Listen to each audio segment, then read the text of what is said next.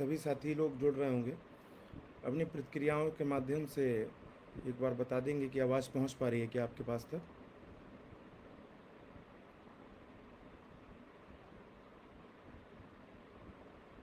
क्या सभी साथियों के पास तक आवाज़ पहुंच रही है प्रॉपर? जो लोग साथी जुड़ गए तो एक बार कमेंट के माध्यम से बता देंगे तो सरलता रहेगी थोड़ा।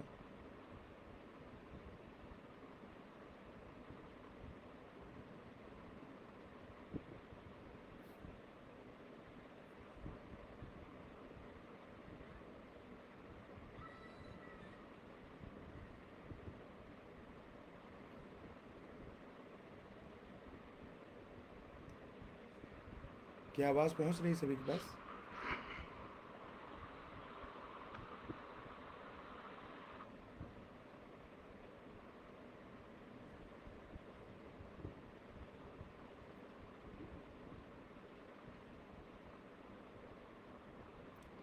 सभी साथियों के पास आवाज़ पहुंच पा रही है क्या? एक बार कमेंट के माध्यम से बता देंगे तो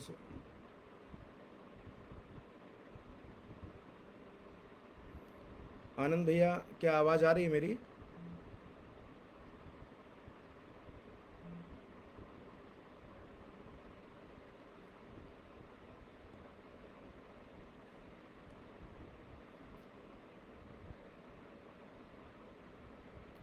क्या आवाज़ पहुंच रही है?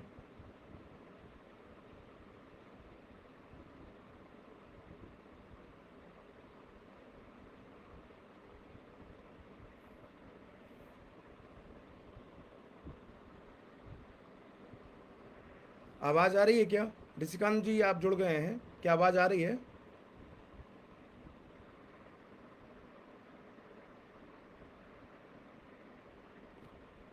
क्या सभी साथियों को आवाज़ मिल पा रही है? क्योंकि आप लोग बताएंगे उसी के बाद मैं आगे बोलना प्रारंभ कर पाऊंगा। ठीक है, बहुत बहुत धन्यवाद। नरेंद्र जी ने सहमति दे दी है। आप सभी साथियों का जो लाइव जुड़े हुए हैं उन सभी साथियों का मेरा नमस्कार। आज का विषय बेहद गंभीर है।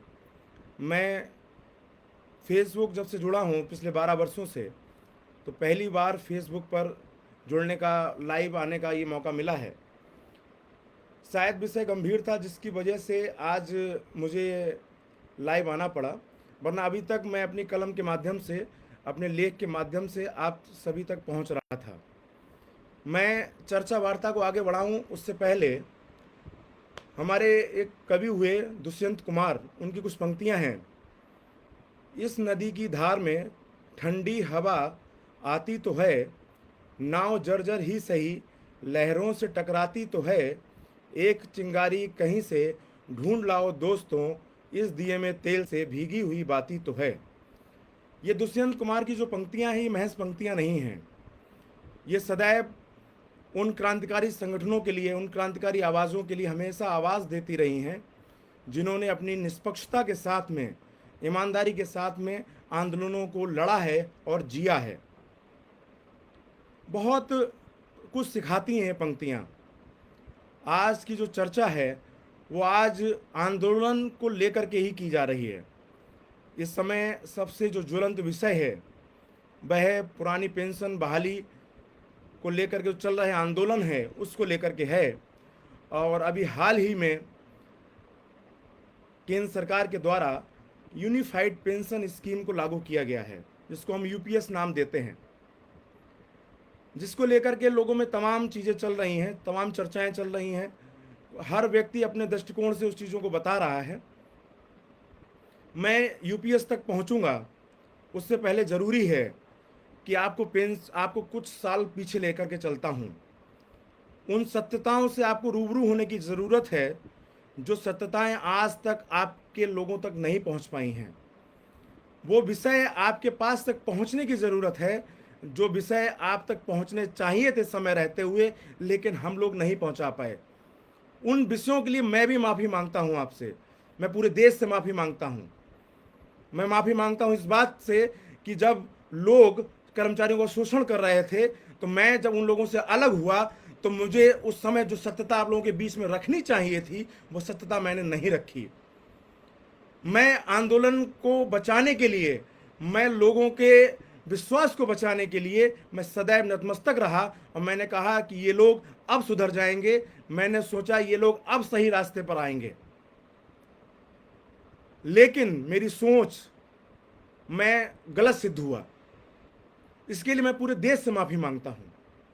मैं कुछ साल पीछे चलता हूं, समय लगेगा आपको वहां तक ले जाने में, समय लगेगा आपको मुझे सुनने में, लेकिन मैं आशा करता हूं कि आप जब से सुनना मुझे शुरू करेंगे तो हम अंतिम छोर तक मुझे सुने और लोगों तक सही संदेश पहुंचाएं। ये बात है वर्ष 2016 की। पेंशन बहाली का आंदोलन बड़ी तेजी से चल रहा था उत्तर प्रदेश में। अटेवा संगठन उत्तर प्रदेश में था जो पुरानी पेंशन की लड़ाई को लड़ना का प्रारंभ किया था उसने। अन्य संगठनों ने भी पूर्व से लड़ाइयां लड़ी हैं। 2004 के बाद जब पुरानी पेंशन को हटा करके एनपीएस को लागू किया गया तो विभिन्न तमाम संगठनों ने अपने अपने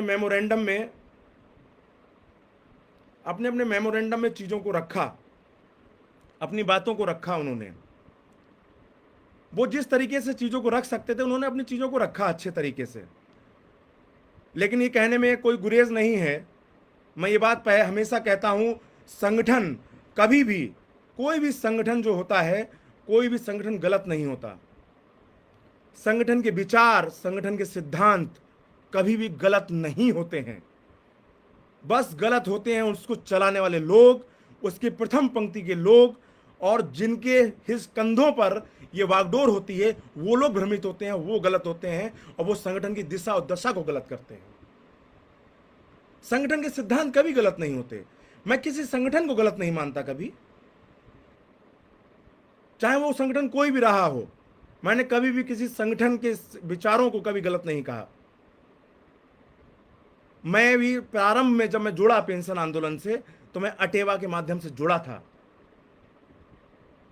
मैंने अटेवा में काम किया है, मैंने जीतोड़ काम किया है, मेहनत से काम किया है। अटेवा में प्रदेश से लेकर के राष्ट्रीय स्तर तक, एनओपीएस तक काम किया है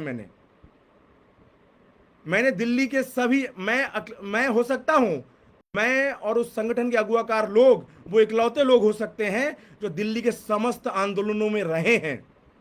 और उसके बाद में जो अन्य संगठनों ने दिल्ली के रामलीला मैदान में आंदोलन किए हैं, मैं उन आंदोलन में भी रहा हूं। लेकिन ये चिंतन का विषय है आज, जो विषय मैं आपके बीच में ला रहा हूं। वर्ष 2016 की बात है। पेंशन आंदोलन चल रहा था और आंदोलन चलने के दौरान जब लखनऊ में विधानसभा घेराव का बिगुल फूंका गया था, मुझे याद है वो दिन जब उस दौर में जो सरकार थी वो समाजवादी पार्टी की सरकार थी। उस निष्ठुर सरकार ने किस तरह से कर्मचारियों को घेर करके लाठियों भांजी थी उनके ऊपर, ये हम भूले नहीं हैं आज भी। उन लाठियों की चोट ने हमारे भाई, हमारे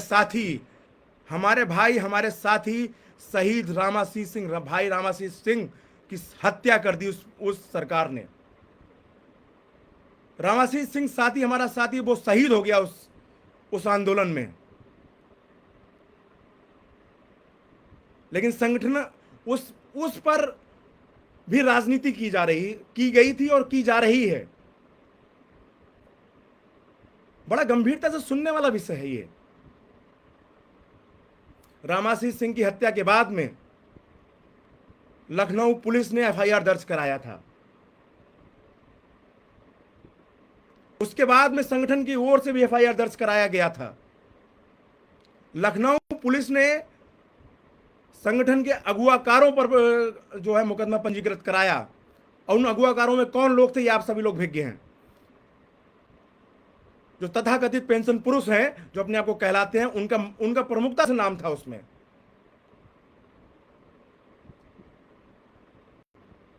उस पर जांच बैठी, इंक्वायरियां प्रारंभ हुई, जांच चलना शुरू हुआ। जांच होने के दौरान शहीद रामाशीष सिंह इस दुनिया में नहीं रहे जो अपना केस लड़ पाते। उनकी तरफ से अगर जो एफआईआर दर्ज कराई गई, उनके एक भाई अखिलेश जी, उनकी ओर से एफआईआर दर्ज कराया गया था। लेकिन बाद में हुआ क्या? किसी ने चिंता की क्या? क्या आपने चिंता की क्या? कि रामाशीष सिंह का परिवार किस स्थितियों में जी रहा है? क्या आपने चिंता की कि रामाशीष सिंह का परिवार कैसे है? उन बच्चों की पढ़ाई कैसे हो रही है? वो बच्चे कहाँ रह रहे हैं? उनके पत्नी, उनका परिवार कैसे भरण भरण पोषण हो रहा है? आपने चिंता की क्या? सवाल बड़ा संवेदनशील है ये। बाद में होता क्या है, उस एफआईआर में क्या स्थिति रही, क्या रिपोर्ट लगी, क्या रहा, किसी को जानकारी नहीं होगी। मेरी उस परिवार से महीने में 1 से 2 बार बात होती है। मैं आज भी बात करता हूं। मेरी आज आज आज इस लाइव सेशन में आने से पहले भी मेरी शहीद रामाशीष सिंह के भाई से आज भी बात हुआ था। वो एफआईआर उस संगठनों के अगुवाकारों ने उनके पिता पे दबाव बना करके, उनके भाई पे दबाव बना करके उस एफआईआर को समझौते में तब्दील किया, स्पंज किया, उसको खत्म किया। इतने हितैषी थे आप, इतने शिक्षकों के हितैषी हैं, इतने कर्मचारियों के हितैषी हैं, तो आपने शहीद रामाशीष सिंह को न्याय क्यों नहीं दिलाया? आपने क्यों उस परिवार के साथ न्याय नहीं होने दिया? आपने क्यों जांच आपने अंतिम छोर तक नहीं होने दी? क्यों आपने सत्य लोगों के बीच सामने नहीं आने दिया? आपने क्यों आपने भय दिखाया कि इसमें संगठन का नुकसान होगा? क्यों आपने ये दिखाया कि इससे हमारा नुकसान होगा, हमारी नेतागिरी प्रभावित होगी? क्यों दिखाया आपने? बड़ा सवाल है ये आप पर।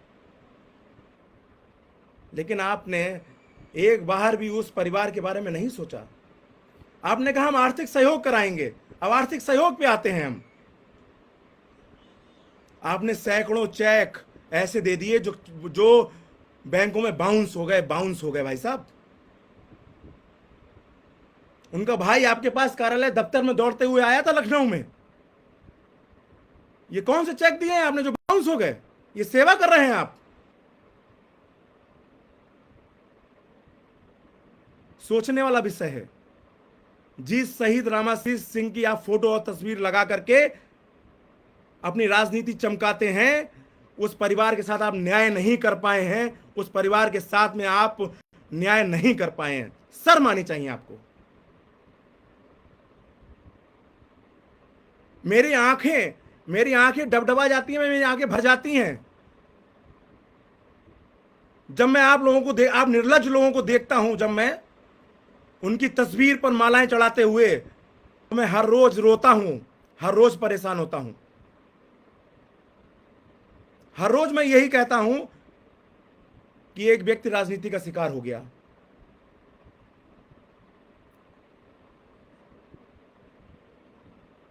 आप लखनऊ में भव्य कार्यालय बना सकते हैं, करोड़ों की जमीन ले सकते हैं, आप करोड़ों रुपया आप कार्यालय को बनाने के लिए जिलों से ले सकते हैं। आप हर जिले से 3-3, 4-4 लाख रुपया नहीं गया है क्या कार्यालय बनाने के लिए?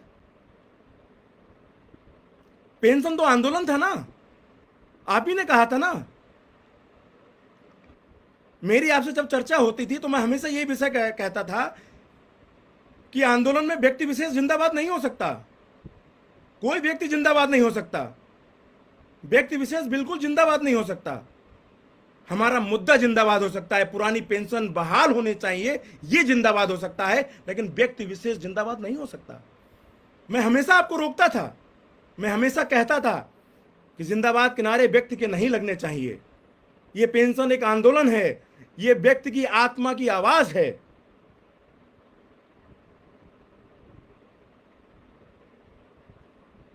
जब मैंने ये विषय कहा, जब मैंने इस विषय को उठाया,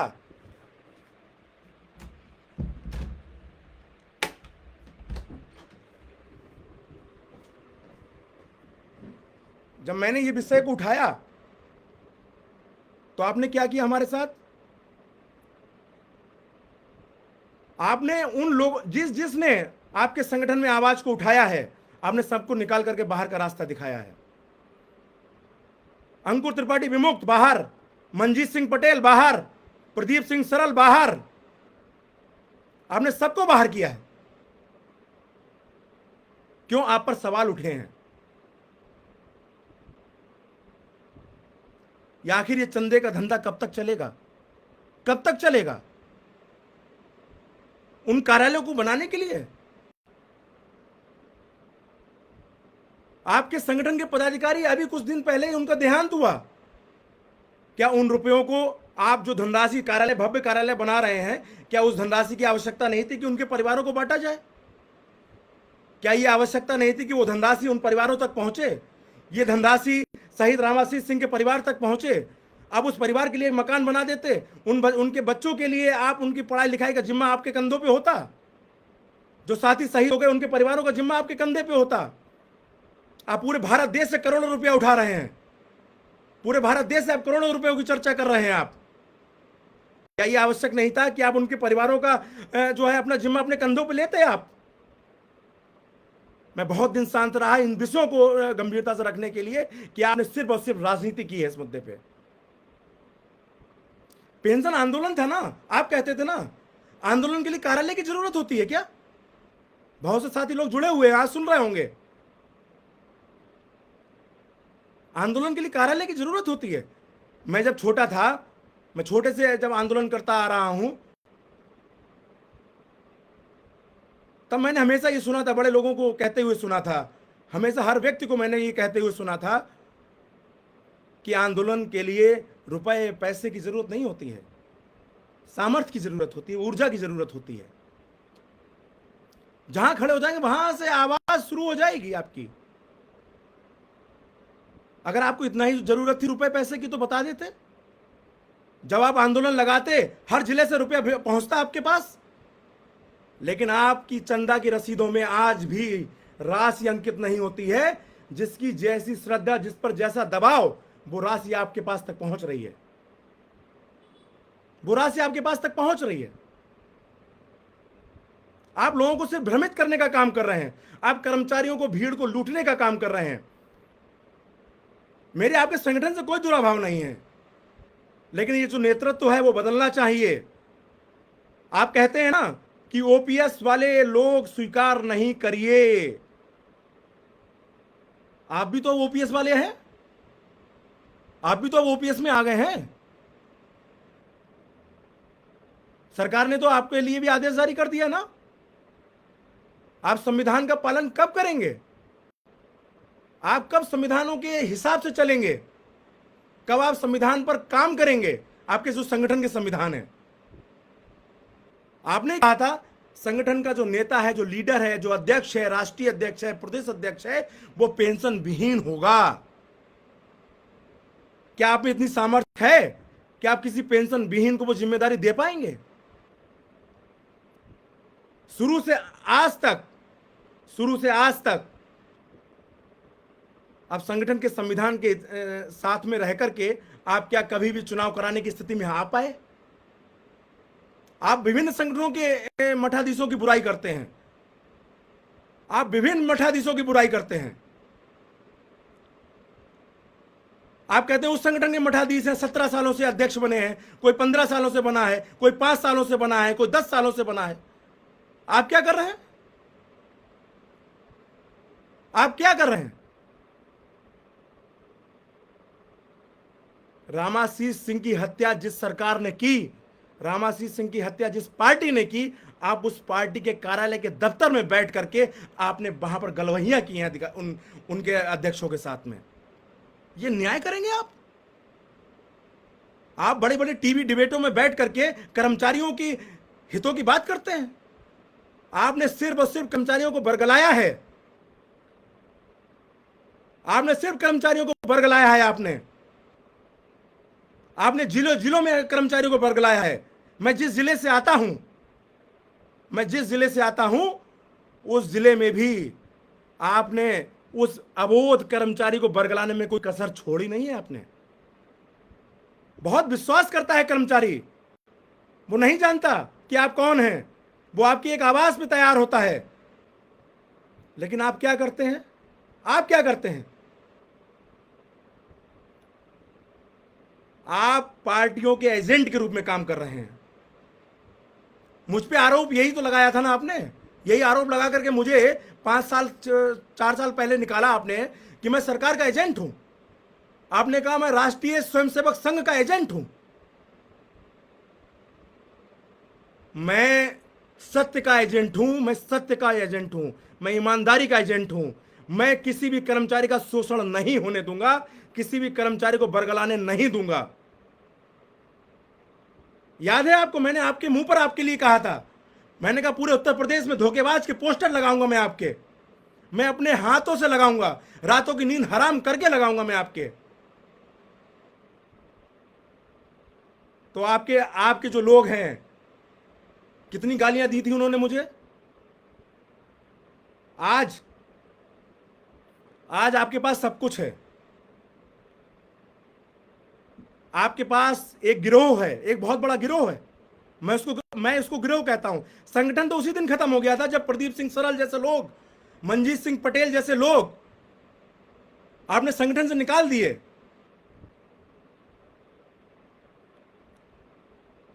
वो ईमानदार लोग निकाल दिए आपने, प्रदीप सिंह जैसे लोग, ईमानदार लोग निकाल दिए संगठन से, जो संगठन की चिंता करते थे, जिन्होंने बरेली मंडल में संगठन जिंदा कर दिया था।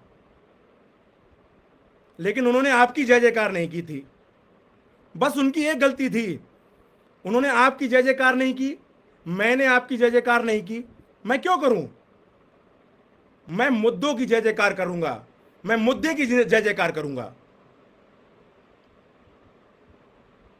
आपको आपको आप मुझे पता है, मैं ये जानता हूं अच्छे से कि आज की इस वीडियो के बाद में आपके जो गिरोह के जो लोग हैं, जिनको आपने छोड़ा हुआ है, वो मुझे बेतहाशा गालियां देंगे, बेतहाशा टारगेट करेंगे मुझे।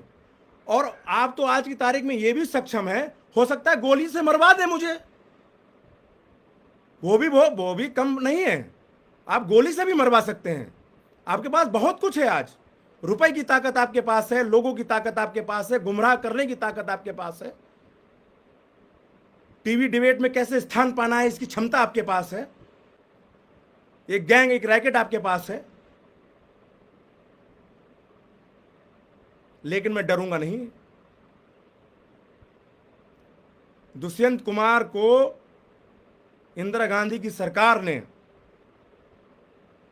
सत्य ना लिखा जाए, इसके लिए उन्होंने उसको चिट्ठी भेजा था। दुष्यंत कुमार ने ठोकर मार दी नौकरी को, कहा कलम किसी की गुलाम नहीं है, अंकुर त्रिपाठी की जुबान किसी की गुलाम नहीं है। सही को सही लिखा जाएगा, सही को सही बोला जाएगा। लड़ाई सरकार से तो बात की है, हमारे अंदर बैठे हुए लोग, हमारे अंदर बैठे हुए जो नेता लोग हैं, जो मठाधीश बने बैठे हैं संगठनों पे, 5-5 6-6 साल बैठे हुए हैं, जो संगठनों को निगल गए, जिनकी करोड़ों की संपत्तियां बन गई, करोड़ों के अंबार लगा लिए, उन पर चर्चा की जरूरत है।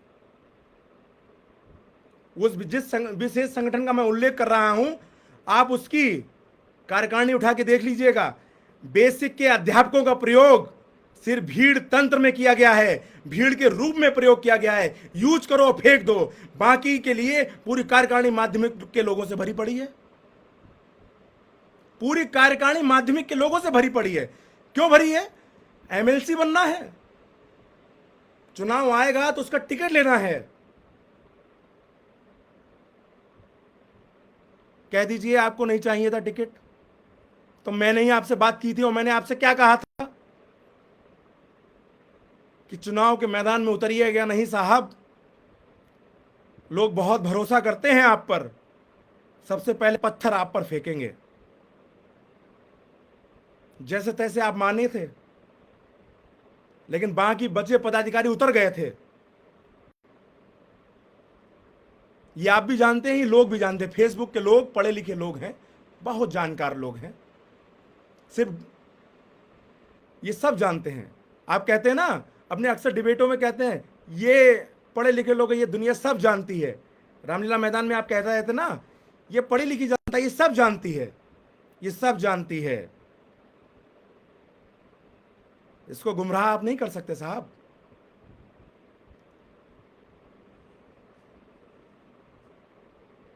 एक विषय, एक परवीन साकिर का बहुत बड़ा मशहूर शेर है, मैं सच बोलूंगा मगर फिर भी हार जाऊंगा, वो झूठ बोलेगा और लाजवाब कर देगा।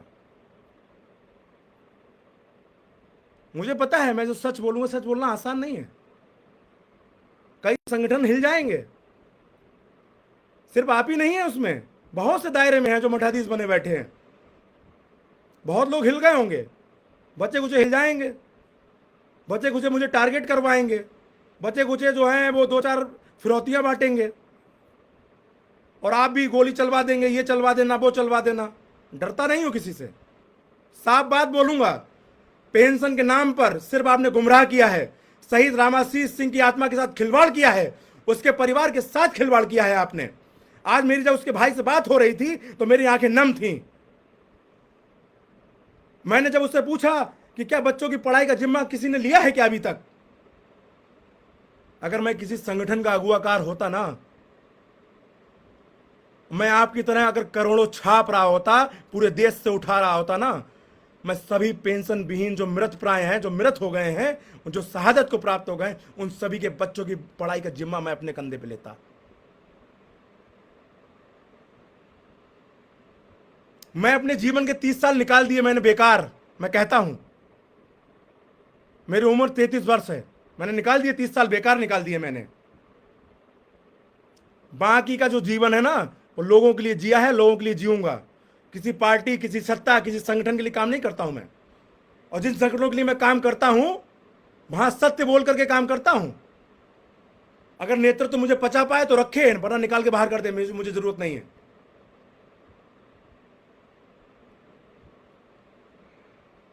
तो मेरा बस यही है, मैं किसी पे सवाल उठाने नहीं आया हूं, सिर्फ समाधान भी बताने आया हूं।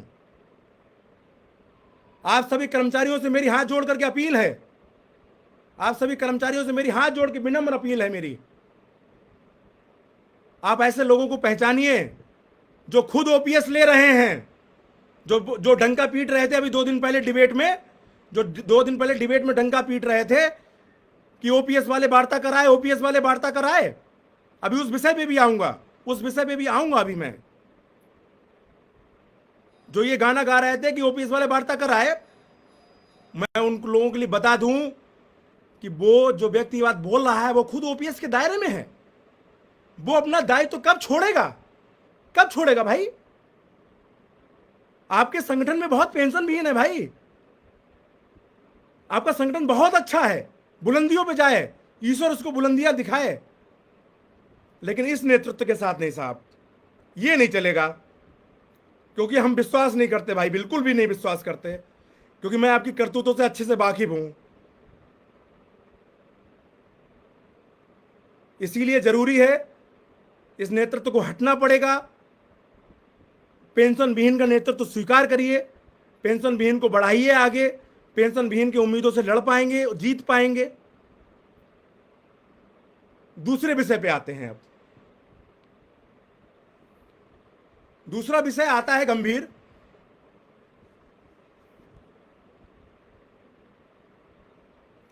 आशीष कुमार मोदनवाल जी लिख रहे हैं कि शिव गोपाल मिश्रा जैसे लोग जो पेंशन विहीन साथियों का सौदा करके आए हैं, उनके बारे में आपके क्या विचार हैं? उसी विचार पे आ रहा हूं आशीष जी, सुनिएगा, हिम्मत से सुनिएगा।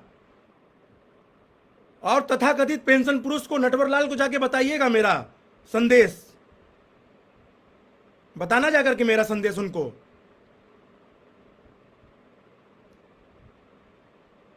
एनजेसीए ने जो कमेटी बनाई थी, अकेले उसमें जेसीएम स्टाफ साइड के लोग नहीं थे।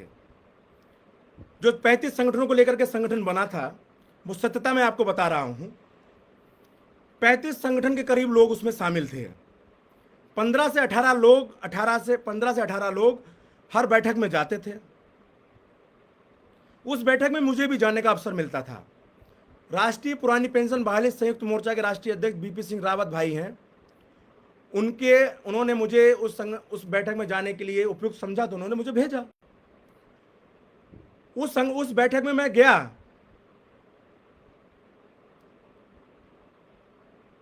उस बैठक में पेंशन विहीन लोग भी थे और पेंशन प्राप्त करने वाले लोग भी थे। और उन पेंशन विहीन में सबसे कम उम्र का व्यक्ति मैं था। जो संदेश लोगों में है, वो संदेश मेरे दिमाग में भी था। और मेरे दिमाग में वो संदेश ये था कि ये जो ओपीएस के लोग हैं, क्या ये हमारी लड़ाई लड़ पाएंगे? क्या हमारी बात को रखेंगे? क्या मैंने यही सवाल सीधे शिव गोपाल जी से पूछ लिया था। तब उन्होंने स्पष्ट कहा था कि जब भी सरकार से वार्ता या चर्चा होगी तो आप भी सुनिएगा ना, आपको भी विश्वास होना चाहिए, आप नए लोग हैं, आपको विश्वास होना चाहिए। हम बात रख रहे हैं तो कैसे रख रहे हैं। नेगोशिएशन की टेबल पे जब बैठते हैं, मंचों पे भाषण देना, मंचों पे कोई गाना गाना वो अलग बात है, नेगोशिएशन की टेबल पे बैठ करके आप क्या बात रख पाते हैं ये महत्व रखता है। मंचों पे खड़े होकर के बड़ी बाहें फेंक देना ये बहुत आसान लगता है। नेगोशिएशन की टेबल पे बैठ करके जब आप चर्चा वार्ता करेंगे, खैर उन्होंने तो कभी की नहीं। जिस प्रदेश से वो आते हैं, उत्तर प्रदेश से, उस उत्तर प्रदेश के मुख्यमंत्री से नहीं मिल पाए वो आज तक। वो क्या करेंगे? पिछले 7-8 वर्षों में वो एक आंदोलन नहीं उत्तर प्रदेश में कर पाए, वो उनसे क्या उम्मीद करते हो आप लखनऊ की सरजमी पे? तो उनसे नेगोशिएशन की वार्ता या सरकार उनसे कोई वार्ता करेगी ये तो खैर छोड़िए। अब वो चाहते भी नहीं वार्ता का सरकार करे, क्योंकि मुद्दा अगर हल हो गया, अगर मुद्दा हल हो गया तो उनकी दुकान बंद हो जाएगी भाई साहब। तो जब उस बैठक में मैं था मौजूद, तो एनजेसीए की जब बैठक मैंने सवाल किया था शिव गोपाल जी से, मैं नाम लेके बोल रहा हूं उनका, तब उन्होंने कहा कि आप जब वार्ता में रहेंगे तब आप खुद देखिएगा। जब सरकार ने कमेटी का गठन किया और उस कमेटी में सभी वार्ताएं जब हुई, तो एक आध बार मैं भी जानने का अवसर मिल गया था, धोखेधागी से मैं पहुंच गया था। तो जैसे वार्ता होती है ना, जैसे वार्ता होती है, और जो जितने लोग मेरे स्वभाव से परिचित हैं, मैं किसी भी व्यक्ति को बख्शता नहीं हूं। अगर कोई व्यक्ति मेरे हृदय को छुएगा नहीं तो मैं उसके लिए बख्शूंगा कतई नहीं। और जो बात रखी गई, जो विषय रखे गए, जो कमेटी में रखे गए, जो यूपीएस में जो मुद्दे आए हैं, वो 15 जुलाई को स्पष्ट हो गए थे। मैंने पोस्ट के माध्यम से लोगों के बीच में बताया भी था, मैंने उन लोगों को बताया भी था ये बात कि ये विषय जो है उसमें आ रहे हैं। मुख्य जो विषय आया था वो कॉर्पस को लेके आया था। मुख्य विषय जो आया था वो कॉर्पस को लेके आया था। तो जब शिव गोपाल जी ने कॉर्पस के मुद्दे पे बात की थी, तो सरकार ने भी उनसे स्पष्ट ये कहा था कि कॉर्पस, हम कर्मचारियों के कॉर्पस को लेकर के चिंतित हैं, उस पर हम फार्मूला तैयार कर रहे हैं, उस पर हम काम कर रहे हैं, और कर्मचारियों को जो अंशदान है वो कर्मचारियों तक पहुंचना चाहिए, ये हमारा लक्ष्य है सरकार का। लेकिन उसकी कुछ सेवा शर्तें हैं, उसको हम जरा अध्ययन करके उसको समाहित करेंगे। परसों एक टीवी डिबेट में मैं सुन रहा था उनको, तब उन्होंने कहा कि अगर पिता के पास गए, उनसे मैंने 1 लाख रुपया मांगा, अगर पिता हमको 90,000 रुपया देते हैं तो 90,000 लेना चाहिए, या हम जो पूरा जो है 90,000 छोड़ करके चले आना चाहिए? क्योंकि एक बुद्धिजीवी आदमी की तो यही पहचान है कि 90,000 लेगा और बाकी के लिए संघर्ष करेगा। मैं तथाकथित पेंशन पुरुष जो नटवरलाल साहब हैं हमारे, उनको भी मैं सुन रहा था, उनका लाइव सेशन फेसबुक पे आया था, वो मैं सुन रहा था। तो उन्होंने कहा कि यूपीएस पूरी तरह से बेकार है। मैं यूपीएस की वकालत करने नहीं आया हूं, अभी उस पर भी मैं स्पष्ट अपना मत कर दूंगा, ये भी मैं आपको बता दूं। उन्होंने कहा यूपीएस बिल्कुल बेकार है और ये एनपीएस से भी बुरी है। कई नेताओं ने ये बात कही भी है। वो अच्छी है बुरी है ये अलग बात है, मैं इस पर बाद में बात करूंगा। लेकिन मुख्य बात यह है कि उन्होंने कहा ये बिल्कुल एनपीएस से भी बुरी है। लेकिन वो अपनी ही फेसबुक लाइव सेशन में बोलते हैं, क्या उन्होंने बोला, क्या विषय रखा? उन्होंने कहा कि हम 70% लड़ाई जीत चुके हैं। उन्होंने कहा हम 70% लड़ाई जीत चुके हैं। या तो आप ये तय मानिए कि यूपीएस एनपीएस से भी बेकार है, तो यानी कि आप तो नेगेटिव में हैं, तो फिर आप 70% लड़ाई कैसे जीते? और अगर आप 70% लड़ाई जीत चुके हैं तो फिर जो वार्ता हुई है वो असफल कैसे है? मैं फिर से ये बात कह रहा हूं, जो भी वार्ताएं वहां हुई, मेरे शिव गोपाल जी से इस विषय पे बात हुई थी। जेसीएम कि अपनी ये मजबूरी रही होंगी, क्योंकि उसमें वो लोग, उनका अपना अलग प्रोटोकॉल है, वो अपना उनका अलग एक उनका दायरा है, कैसे वो चुने जाते हैं, निर्वाचन की क्या प्रक्रिया, ये वो जाने, मेरे विषय में नहीं है। मैं शिक्षक हूं, मैं शिक्षक के निर्वाचन की बात कर सकता हूं बस। मैं जेसीएम का सदस्य नहीं, मैं प्रधानमंत्री के साथ वार्ता में नहीं गया। मंजीत सिंह जेसीएम के सदस्य नहीं, मंजीत सिंह वार्ता में नहीं गए। बीपी सिंह रावत भाई जो हैं वो जेसीएम के सदस्य नहीं, वार्ता में नहीं गए। लेकिन जो कमेटी में जो वार्ताएं विषय रखे गए थे और जिस एटीट्यूड से रखे गए थे, उससे मेरा मत बिल्कुल स्पष्ट था कि प्रधानमंत्री के समक्ष भी जो विषय रखे गए होंगे वो उसी मजबूती से रखे गए होंगे। लेकिन नेगोशिएशन की टेबल पर लोग कहते हैं, ये मैं नहीं कहता हूं, पूरे विश्व का मीडिया कहता है कि आदरणीय नरेंद्र मोदी जी जो हैं पूरे विश्व के सबसे सशक्त नेता हैं वर्तमान काल में। मैं तो उसी दिन विजय मान गया था जिस दिन कर्मचारियों के लीडरान को, संगठनों को, देश के प्रधानमंत्री ने, पूरे विश्व के सबसे ताकतवर नेता ने जब अपने आवास पर स्वागत के लिए खड़ा हो रहा था वो, तब मैं समझ गया था संगठन की विजय है, संगठन जीत रहा है। भले ही उसका परिणाम कुछ भी आए, मुद्दे में हमें हो सकता है और आगे और भी लड़ना पड़े, लेकिन देश का प्रधानमंत्री, पूरे विश्व का सबसे सशक्त नेता जिसको मीडिया लोग कहते हैं, मैं लेखक आदमी, मैं किसी को सशक्त नहीं मानता, वो मेरे प्रधानमंत्री हैं, स्वागत करता हूं मैं। उन्होंने वार्ता के लिए बुलाया, ये हमारी सबसे बड़ी विजय थी, ये संगठनों की विजय थी, ये सिर्फ जेसीएम की विजय नहीं है। अगर कर्मचारियों के संगठनों से वार्ताएं होती हैं तो उस हर एक संगठन की विजय है जो एक व्यक्ति का संगठन है। बहुत से संगठन एक व्यक्ति के भी चल रहे हैं भाई साहब, मैं तो उन सबकी विजय मानता हूं कि प्रधानमंत्री बात कर रहा है भाई।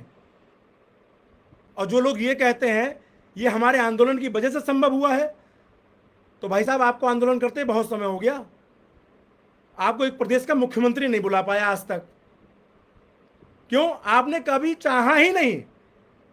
मैं आज फिर पूरी दमदारी से कहता हूं, आप नहीं चाहते मुद्दे का हल हो, आप सिर्फ और सिर्फ इतना चाहते हैं कि मुद्दा बना रहे, मुद्दा बना रहेगा, रुपया आएगा, चंदा आएगा, हवेली बनेगी, कार्यालय बनेगा, बाद में जो है इस्तीफा दे देंगे, बीआरएस ले लेंगे, फिर पार्टी बनाएंगे, चुनाव लड़ेंगे, लोकसभा में जाएंगे, राज्यसभा में जाएंगे, एमएलसी बनेंगे।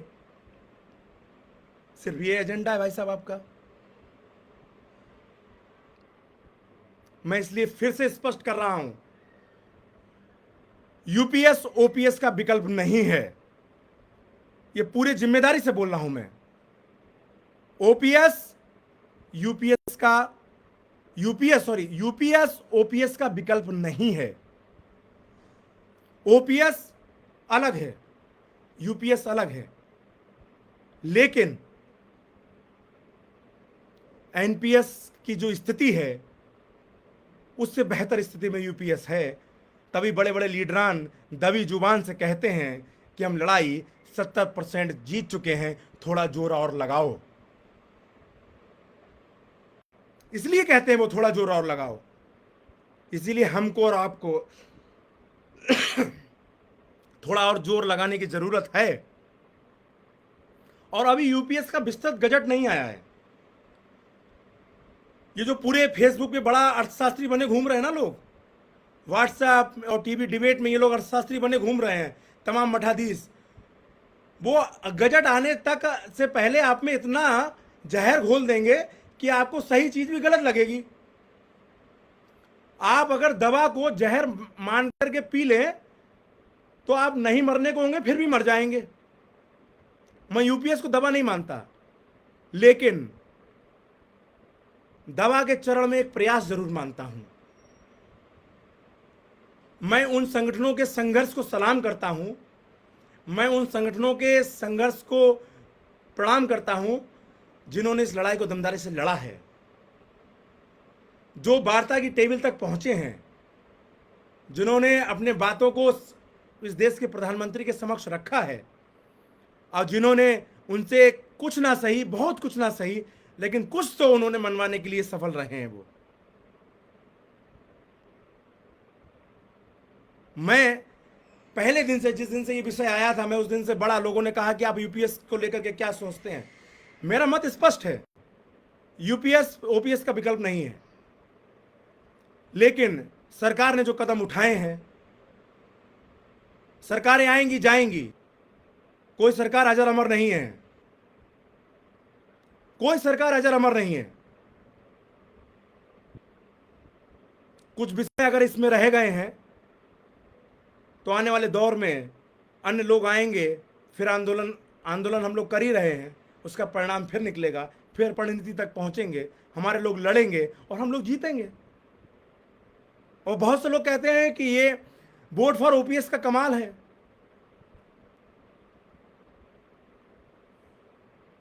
बिल्कुल कमाल है, वो वोट फॉर ओपीएस का बिल्कुल कमाल है। अपने लिए लड़ रहे हैं ना, लड़ेंगे। बहुत से साथी लोग लिख रहे हैं इसमें, आपके बहुत अधिक दर्द भरा है आपके अंदर, चलो आज आपको मौका मिला, निकाल लिया। देवेंद्र गंगवार जी लिख रहे हैं, गंगवार साहब, ये दर्द नहीं है, ये आम कर्मचारियों का दर्द है। मैं किसी संगठन का गुलाम नहीं हूं, मैंने अपना जमीर बेचा नहीं है किसी संगठन को, किसी संगठन को जमीर नहीं बेचा है। शुरू से संगठनों का नाम लेता हूं।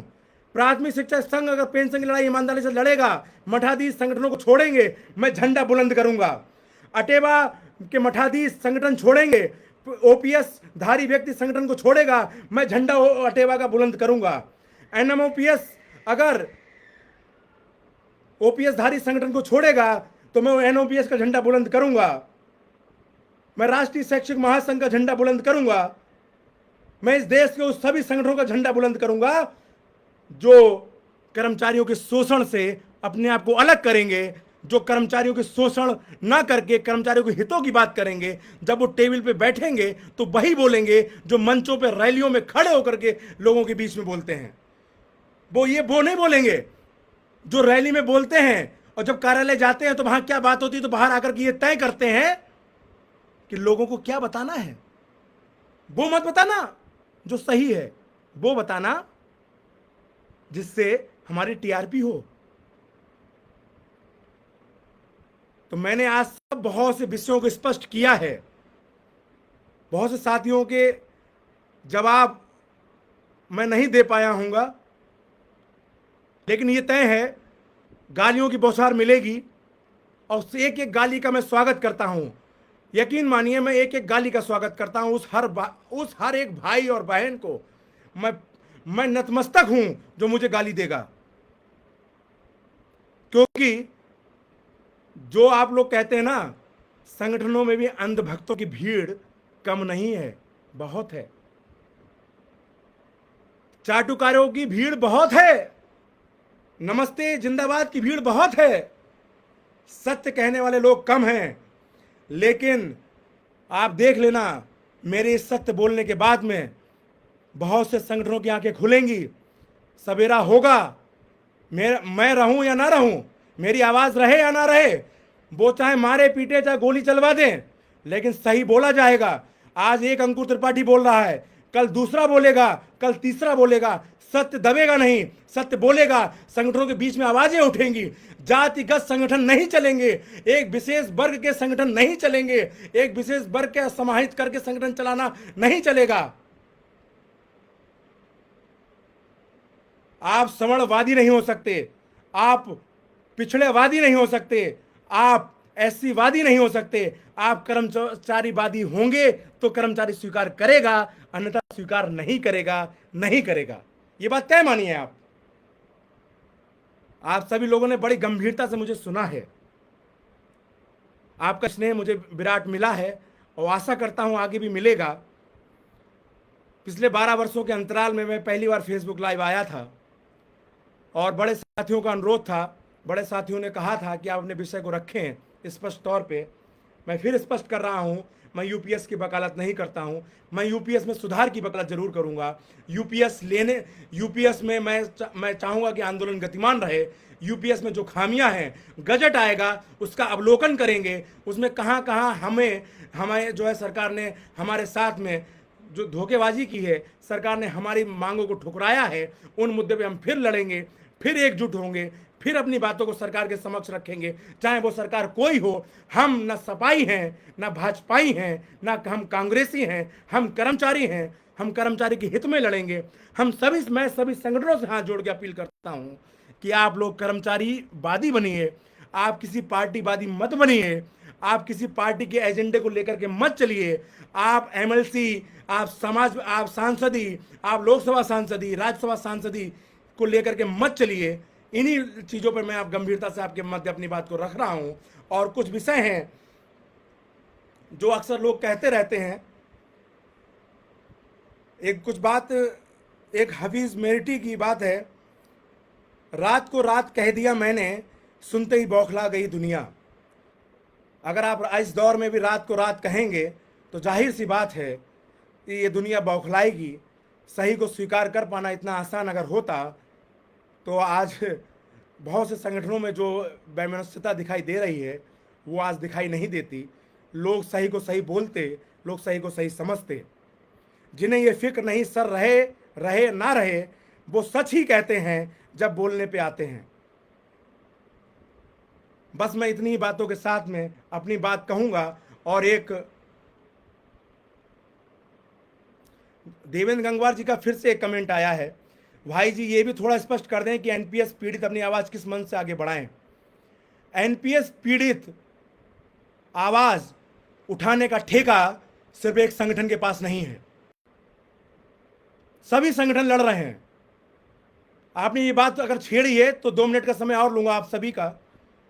एनजेसीए की बैठक में सभी संगठनों को आमंत्रित किया गया था, उसका पहला पत्र है, मैं भेज दूंगा आपको। विजय बंधु जी का भी नाम उस पत्र में था। और वार्ताएं भी हुई थी, जिस माध्यम से वार्ता हुई थी उस माध्यम से संदेश भी आया था उनका। क्या आया था? उन्होंने कहा था कि एनजेसीए एक बहुत बड़ा पेड़ है, उसके नीचे अगर मैं आ गया एक बार तो मेरा अस्तित्व खत्म हो जाएगा, मेरा संगठन खत्म हो जाएगा। जो लोग संगठन और अस्तित्व की चिंता करते हो उनके लिए उम्मीद करते हो आप वो पेंशन के लिए लड़ेंगे और सरकार उनसे वार्ता करेगी? किस गफलत में जी रहे हैं आप? वो विपक्ष के हाथों तो खेल सकते हैं, वो सरकार की पकड़ में कभी नहीं आएंगे। वो सरकार के साथ नेगोशिएशन करना ही नहीं चाहते, वार्ता करना ही नहीं चाहते। स्वस्थ लोकतंत्र में संवाद से हल निकलेगा, लड़ाई से हल नहीं निकलेगा। महात्मा गांधी ने भले ही जितने भी आंदोलन किए हों, लेकिन वार्ता की टेबल में अंग्रेजों के साथ में उनको भी बैठना पड़ा था। बात तो करना पड़ेगा ना, समाधान टेबल से निकलेगा। और रही बात जो एनपीएस पीड़ित लोग किसके मंच पे जाएं, तो इकलौता वही मंच नहीं है।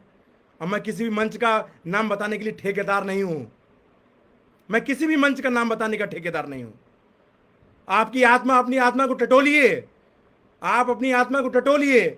जो संगठन लगे कि आपके लिए लड़ रहा है, मैंने अभी कुछ देर पहले कहा था, पेंशन विहीन की आवाज, जो लोग कहते हैं ना कि पेंशन विहीन ही उठाएगा, तो वो एक बार नेतृत्व तो आप अपने संगठन का पेंशन विहीन को सौंप दें। मैं मान जाऊंगा कि आपने पेंशन विहीन का सौंप दिया है और उस संगठन का झंडा सबसे पहले लेकर के अंकुर त्रिपाठी विमुख चलेगा। दावे के साथ कहता हूं मैं किसी संगठन के टीआरपी बढ़ाने के लिए यहां नहीं बैठा हूं। उस संगठन का नाम लूंगा, उसका झंडा लेके आप चल दें। आप अपने विवेक पे छोड़ता हूं। आप अगर अभी भी सत्य नहीं जान पाए, आप अगर अभी भी सत्य नहीं पहचान पाए, तो मैं बस इतना ही कहूंगा कि क्या एक मैं अंधेरे में एक दिया जलाने चला हूं, रोशनी कभी ना कभी तो होगी। कोई ना कोई साथी एक हाथ बढ़ाएगा मेरे आगे भी, फिर उसके आगे भी एक हाथ बढ़ेगा और एक नया सवेरा होगा। मठाधीशों से संगठन मुक्त होंगे, संगठन संविधान से चलेंगे, संगठन विचारों से चलेंगे, संगठन एक सुनियोजित व्यवस्था से चलेंगे। संगठन किसी व्यक्ति की तानाशाही से नहीं चलेंगे, किसी एक व्यक्ति की बात से नहीं चलेंगे। बस इन्हीं बातों के साथ मैं अपनी बात को विराम दूंगा। बहुत से लोग कह रहे हैं यूपीएस कर्मचारियों के साथ धोखा है। यूपीएस बिल्कुल कर्मचारियों के साथ धोखा हो सकता है, पहले गजट आ जाने दीजिए, आपके स्वर में स्वर मैं भी लगाऊंगा। और धोखा एनपीएस भी है, धोखा अगर आपके दृष्टिकोण से यूपीएस भी है, तो मैं फिर कह रहा हूं ओपीएस पे डटे रहिए। अगर यूपीएस में कोई भी गजट आने दीजिए, उसकी विवेचना करेंगे और उसमें जो सुधार होने होंगे। हमारा गतिमान है, आंदोलन चल रहा है, आंदोलन में डटे हैं और आंदोलन के माध्यम से अपनी बातों को पहुंचाएंगे अंतिम व्यक्ति तक, आप लोगों के साथ में पहुंचाएंगे। आप लोग सत्य बोलिए, सत्य कहिए, सत्य पे डटे रहिए, सत्यमेव जयते। इन्हीं बातों के साथ मैं अपनी वाणी को विराम देता हूं। अगर किसी को मेरी बातों से अगर कोई कष्ट पहुंचा हो तो अच्छी बात है, आप उस अपना कष्ट गालियों से पूरा कर सकते हैं। बहुत बहुत धन्यवाद।